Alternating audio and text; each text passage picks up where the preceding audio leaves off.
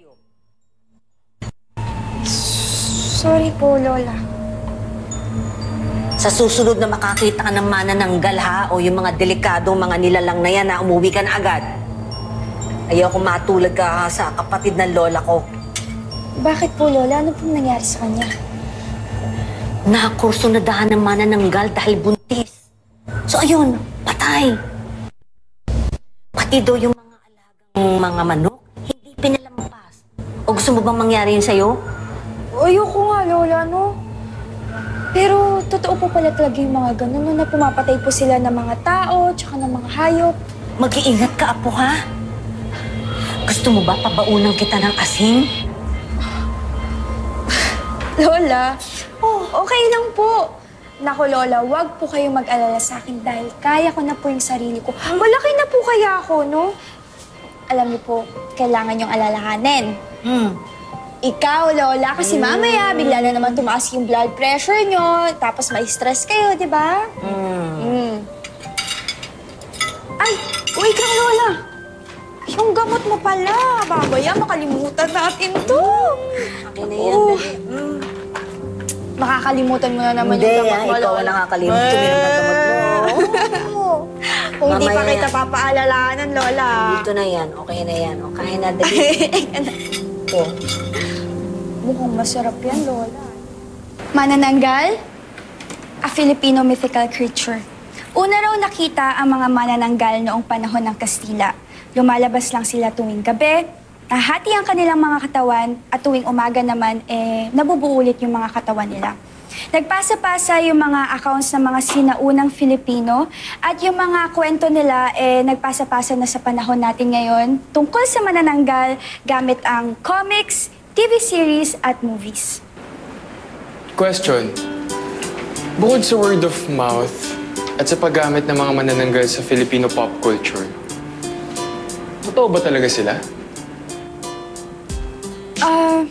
Well, ang sabi kasi nung lola ko, yung kapatid daw ng lola niya namatay at nabiktima ng manananggal. Dahil kayo ng lola ko, Yarn.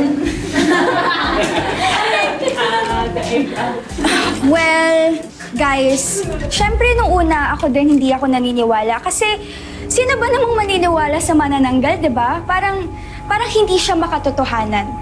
Pero may nakita kami ni Brandon kagabi sa park. At ito yung video.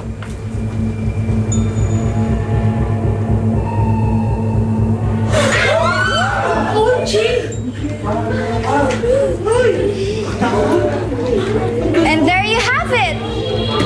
A flying manananggal.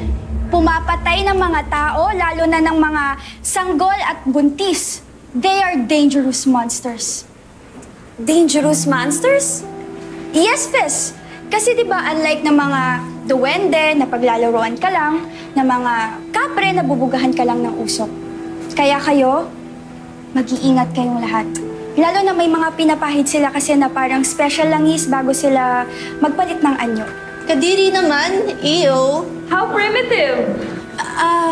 Baka hindi naman lahat ng manananggal masama, di ba? Katulad lang ng tao, may good at may bad.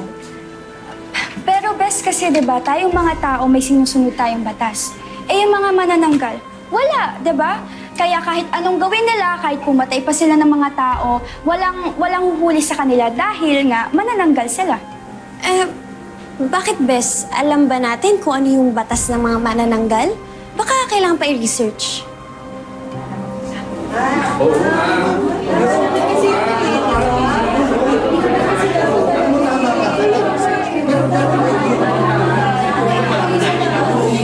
Okay, class. Since we all have our opinions regarding the subject matter, why don't we vote? Sino ang agree kay Libby?